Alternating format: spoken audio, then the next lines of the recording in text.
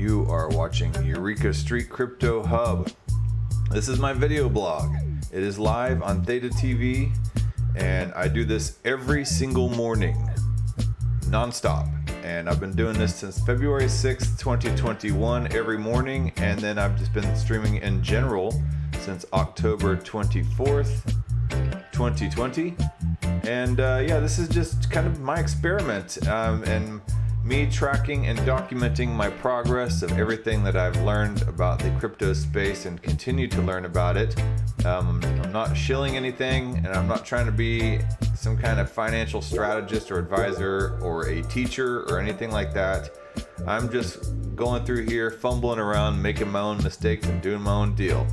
And you're along for the ride. So so let's get to it. Let's see what we have. It is, what day is this? Saturday, June 26th, 2021, and it is 6:13 in the morning. Yes, I do get up really early every single morning, even on the weekends.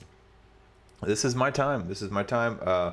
To do this, and before all the rest of the house wakes up, the wife and the kids, everything's quiet, it's dark out, and before I need, because kids don't care if I'm gonna dominate the world through cryptocurrency.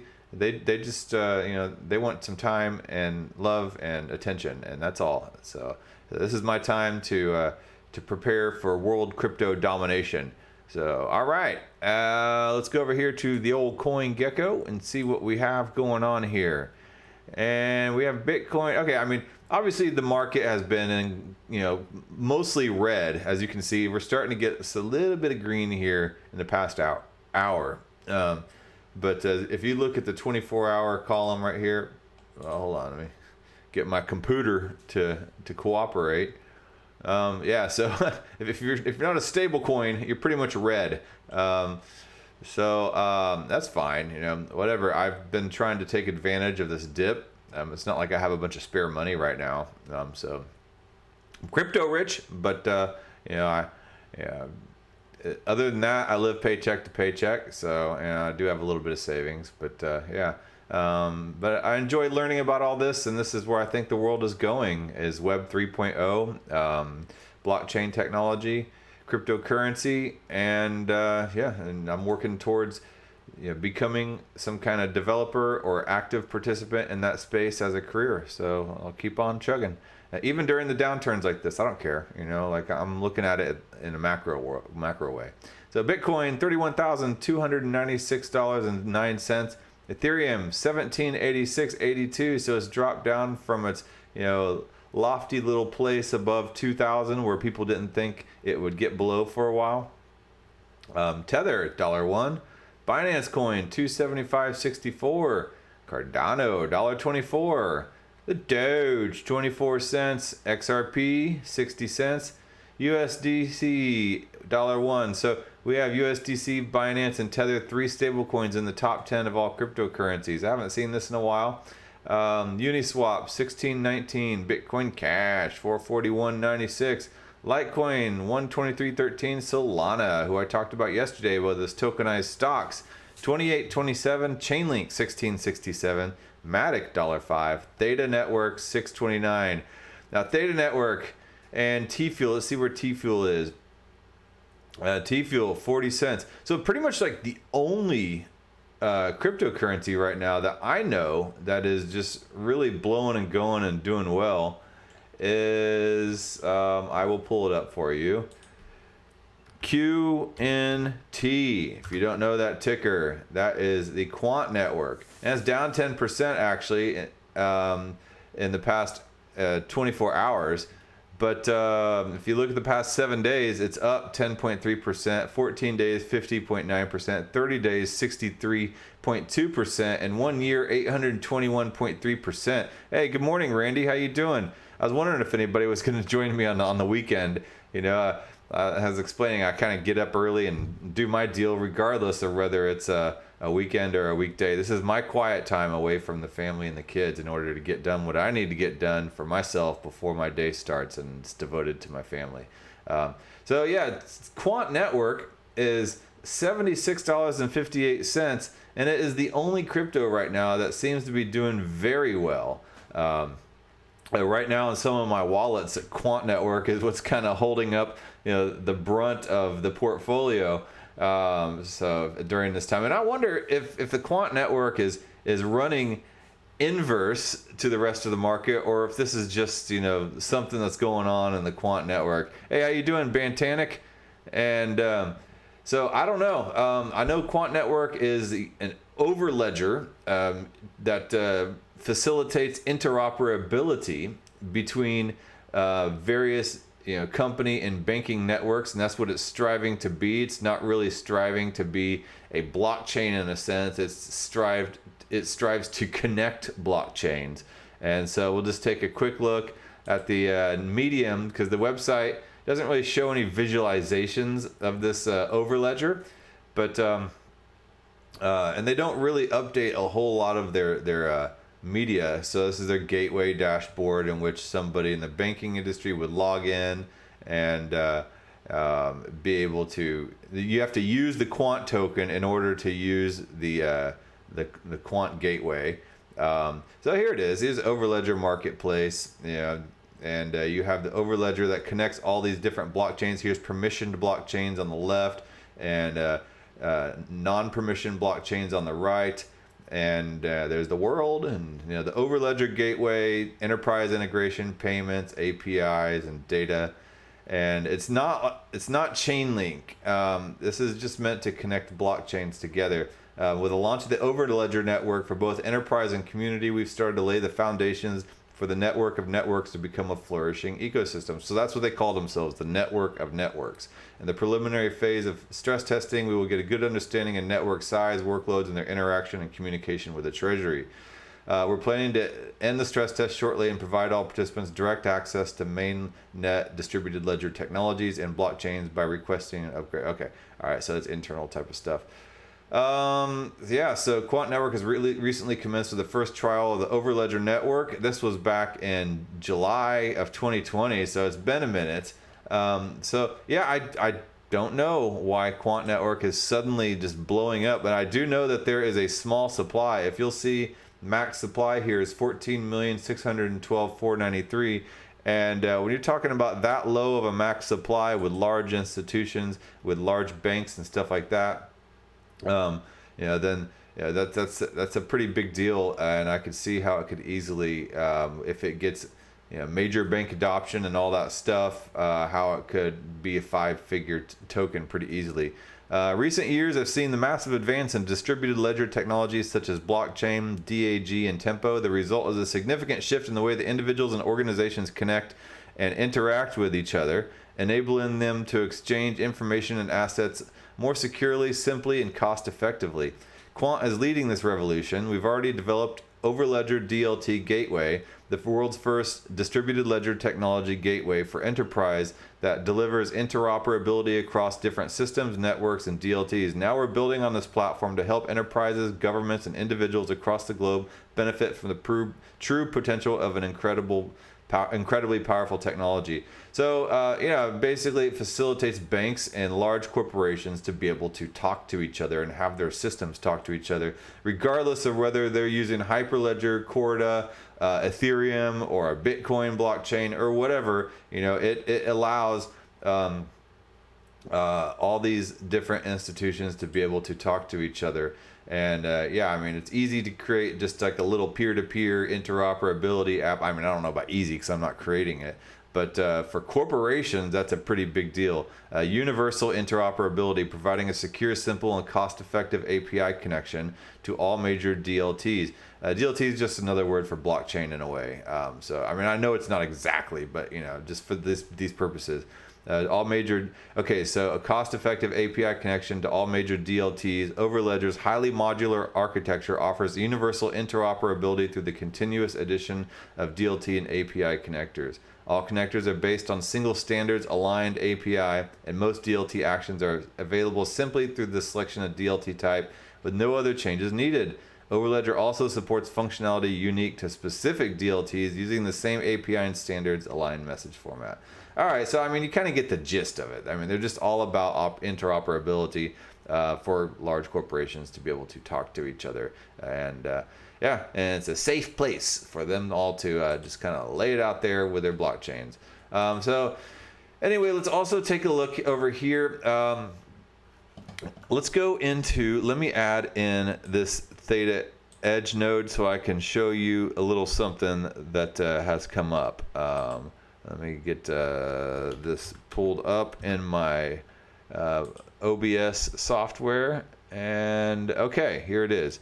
So let's pull this over here. If you'll notice, this is the Theta Edge node, and this is what you can download to your computer or whatever device you're using in order to participate in the Theta Network, and you can earn TFuel right here, as you can see. You can, watch. Oh, hold on, I was clicking on the wrong thing. There we go. Yeah, you can earn TFuel right here. You can watch broadcasts of other people streaming. You can stream yourself. I'm not using this right now to stream. I'm actually using a stream key, and it connects to your wallet. So and then you can also do computing functions to also earn TFuel, in which you can solve algorithms and stuff like that for research organizations to research things like Parkinson's and cancer and Alzheimer's and stuff like that. Yeah, so anyway, down here in the bottom left, there's Stake TFuel button. And previously, they were testing this out in the Elite Edge node. And I had some TFuel staking. I earned like a little fledgling amount of TFuel. That's great, And but Theta 3.0 is coming out at the end of June here, June 30th. And with that, they updated this Edge node. And as you can see, if you go into info on your Edge node, oh, you can't see that. It's version 3.0.6. And that's what it should be on, because they updated them all yesterday afternoon and last night. And come June 30th, when they roll out Theta 3.0, they will all the staked TFuel that you may have had is back in your wallet now. And so I pulled up my Theta Edge node yesterday to kind of monitor and keep track of how much Theta the TFuel I had. And I was like, whoa, what's going on? So I almost panicked, and I went and I checked my wallet. It was all there. I was like, okay, that's good, but why is it not staked? And so I clicked on this, and I was like, man, I'm going to try to stake this, and I couldn't stake it. And finally I had to go through, and I was like, I will go dig through an article. Let me pull this up and get rid of this. And here is the Medium article, Theta Edge node version 3.0.6 released to enable mainnet 3.0 features. The latest step towards mainnet 3.0 is now released. Theta mainnet 3.0 will go into effect at block height 109.68061, approximately 12 p.m. to 3 p.m. Pacific Standard Time. So that would have been, so on June 30th, that's going to go into effect, Theta 3.0. So what day is June 30th for me? For everybody. I guess if you're in Australia. Well, June 30th is June 30th, but it's going to be next Wednesday. And yeah, so at 10 o'clock at night, at noon, so 10 in the morning for me, so 10 to about 1 in the afternoon is whenever Theta 3.0 is going to be implemented. So it's been upgraded with several new features. TFuel staking will be enabled on the Edge node at June 30th on approximately noon to 3 Pacific time. Click by staking TFuel on the left side right there, and so to deposit your TFuel to stake. Starting at mainnet 3.0 launch on June 30th, the Theta wallet will allow you to stake your TFuel to this Edge node address in the stake section of your Theta wallet. So I was trying to stake, and that wouldn't come up. I could only see the validator and guardian nodes, and I do have the guardian nodes. I just I prefer to use the Edge node to stake, and plus the because it's less computer intensive. And then also I think the APY is going to be pretty handsome on the Theta Edge node. Streamline Edge node wallet function. Now one wallet will be used for both Edgecast and Edge Cache compute functions, because I believe that was 2 different wallets. The address will be assigned to each Edge node randomly. Wallet send feature to send your TFuel earnings to any other Theta wallet you have. I know that's been kind of a pain in the butt too. Just click an open wallet on the left side of the Edge node and then enter the address and token type, because I couldn't figure out how to send my TFuel from because for instance, where is it? Where'd you go, man? Well, I don't know where my dag nabbit. Anyway, whatever. I had a balance up there in the corner of my wallet, and I couldn't figure out how to send it. So yeah. Hey Randy, all right, take care. Yeah, I will catch you on Odyssey as well. Sorry the stream's not loading, but have a good day, and let me throw you a little opening day badge here. I'm running out of these gifts. They aren't dropping me these gifts anymore, so yeah, it's kind of why I've been slacking on the gift giving, I guess. First they stopped giving me TFuel to give away. Now they're just kind of not dropping gifts. So anyway, so yeah, that's that. And they have a new Guardian node as well that came out, and I don't know, maybe I will update the Guardian node. It was just kind of clunky, and I had see, we're pleased to announce the Guardian node release for Theta 3.0. This release will perform at hard fork, block height, whatever, and around the same time. To enable Theta 3.0 features, it's mandatory to upgrade your node, otherwise it will fall out of sync after the hard fork height. If you are running the GUI app version, it will update itself. If you're running Theta from Ubuntu command line, okay. All right, so anyway, Theta is doing all these upgrades. Now I remember when I was trying to buy Zilliqa through SimpleSwap, and they had not upgraded, all the people running the nodes had not upgraded their Zilliqa nodes, so it caused a major problem with Binance, because that's who SimpleSwap uses, and transactions were getting stuck. So be careful if you're going to buy Theta token in the next few days, during or right after this upgrade, where it says this node, the nodes will be required to be updated, because you know that there's going to be some people that don't upgrade their nodes. You know, that's just human nature. And so maybe it might cause some issues about some transactions getting stuck. Then they're gonna have to work on it. And if you're using a third-party service like SimpleSwap, it'll get stuck on Binance, and then trying to get a hold of Binance support team when you're not a member of Binance, and I'm in Texas and I can't even use Binance. So it's it ends up being a real pain in the butt. Last time with Zilliqa, I did end up getting my transaction through 2 weeks later, but stuff like that happens with crypto, man. It's definitely the Wild West, so so those are just a couple of the new features and things to look out for. I'm pretty stoked about it, and I'm stoked about the APY that will be earned through the TFuel with the new Edge node. So anyway, let's go to some other news. And okay, I had an article.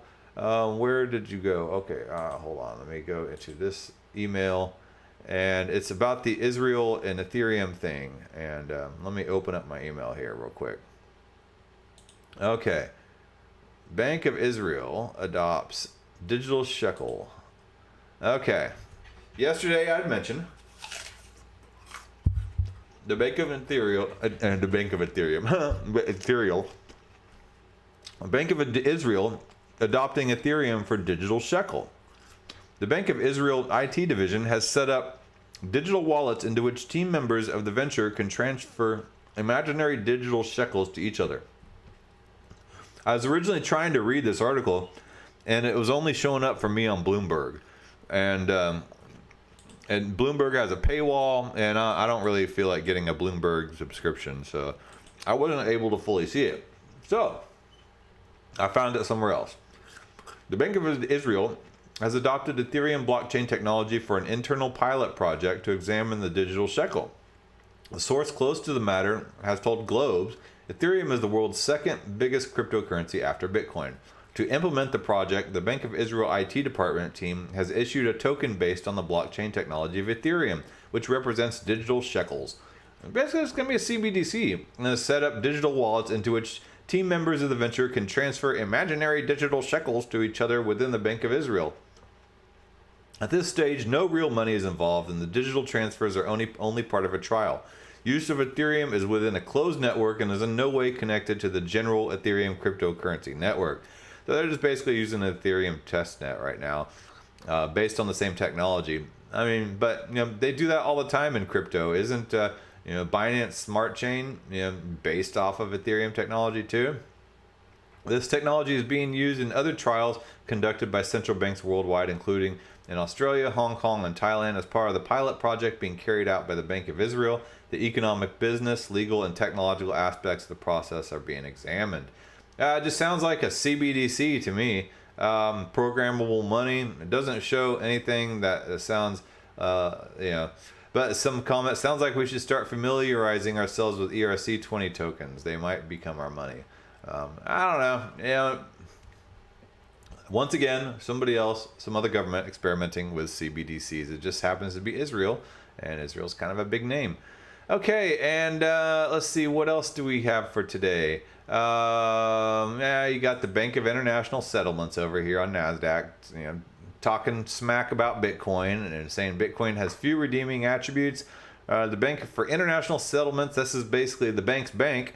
I had to look up before on a previous show what exactly BIS is, but BIS is the bank's bank, and they are in charge of all the world's banks, and the CBDCs. So all the government fed banks have to answer to this bank, and so the BIS, the organization that represents most of the world's central banks, panned Bitcoin in its annual economic report, saying the cryptocurrency has few redeeming qualities. Of course they don't like it. The bank offered a stiff criticism of Bitcoin and cryptocurrencies in general in a chapter from the report published Wednesday ahead of its full release on June 29th. Cryptocurrencies as quote-unquote speculative assets rather than money, and are used in many cases to facilitate financial crimes such as money laundering and ransomware attacks. Bitcoin in particular has few redeeming public interest attributes when also considering its wasteful energy footprint. Again, more FUD. This has been debunked about the wasteful energy thing. The report arrived less than 2 weeks after the BIS Basel Committee indicated the risk level it assigns to crypto assets by proposing that banks with exposure to them should set aside capital to cover any losses. Stablecoins, which are designed to be less volatile than other crypto assets by being backed by fiat currencies, also came under scrutiny. So they're going to go after Tether. The report called them an attempt to import credibility and said import credibility. So nobody else is allowed to be credible, just these guys, right? And said that they are only as good as the governance behind the promise of the backing, and that they threaten to fragment the liquidity of the monetary system.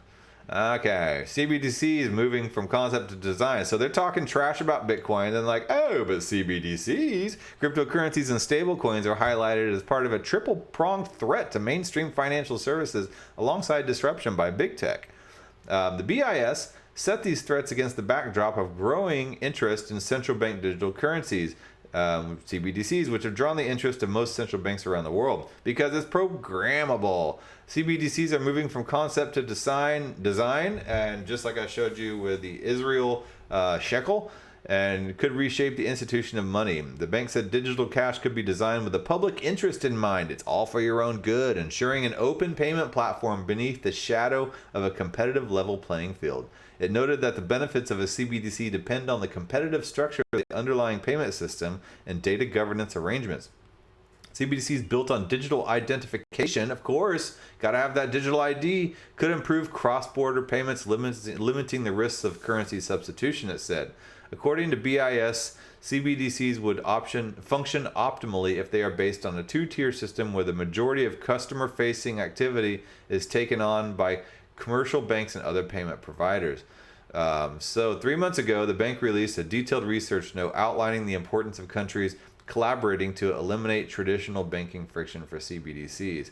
The bank also noted the most promising design for everyday use of CBDCs is if they were built atop an identity scheme whereby data privacy would be safeguarded while staving off illicit activity. While not entirely new concepts, the discussion shows CBDCs in the eyes of the bank for central banks are on their radar.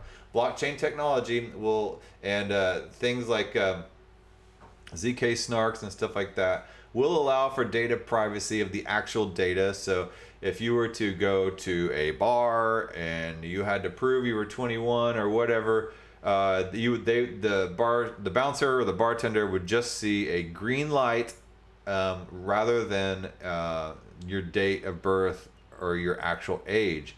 If you had to prove residency to a specific state, and the receiver of that information had to prove that you lived in Texas, it would just show a green light that you do live in Texas, and not exactly where in Texas you live. So that's the way that they would kind of safeguard information and stuff like that.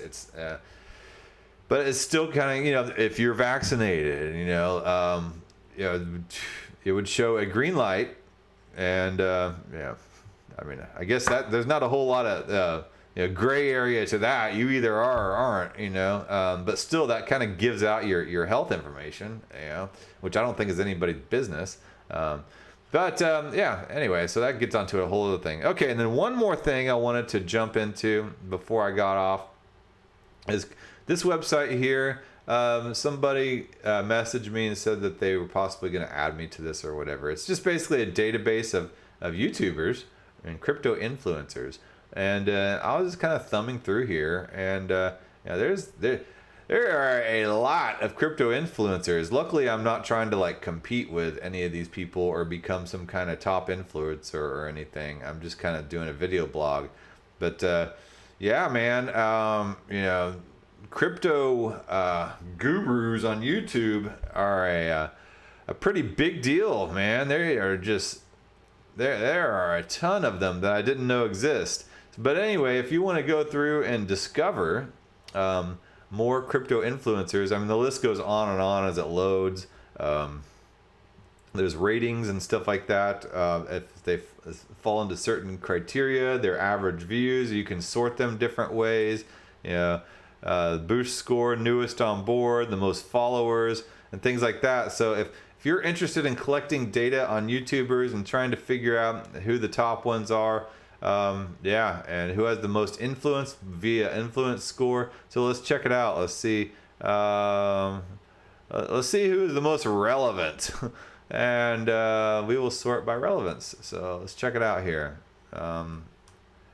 Is it gonna load? Okay, relevance.